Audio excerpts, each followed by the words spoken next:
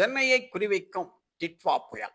இந்த புயல் இலங்கை கடலோர பகுதிகளில் காற்றழுத்த தாழ்வு மண்டலமாக உருவாகி தென்கிழக்கு நோக்கி நகர்ந்து கொண்டிருக்கிறது.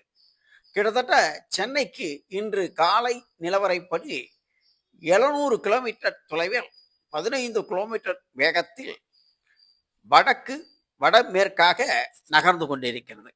இந்த புயலின் தாக்கம் சென்னையில் வருகின்ற 29ஆம் தேதி சென்னை, திருவள்ளூர், ராணிப்பேட்டை, காஞ்சிபுரம், வேலூர், திருவண்ணாமலை, கல்லணைக்குறிச்சி, பெரம்பலூர், அரியலூர், தஞ்சாவூர் பகுதிகளில் ஆரஞ்சு அலர்ட் விடுபட்ட நிலையில் செங்கல்பட்டு, விழுப்புரம், கடலூர், மயிலாடுதுறை, திருவாரூர், நாகப்பட்டினம், காரைக்கால் பகுதிகளில் ரெட் அலர்ட் விடப்பட்டுள்ளது.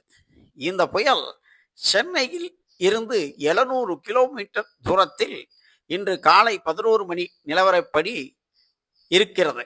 இது கிட்டத்தட்ட 15 கிலோமீட்டர் வேகத்தில் வடமேற்கு பகுதியை நோக்கி நகர்வது சென்னை கடலோர பகுதிகளில் கனத்த மழையை தரும் என தெரிய வருகிறது.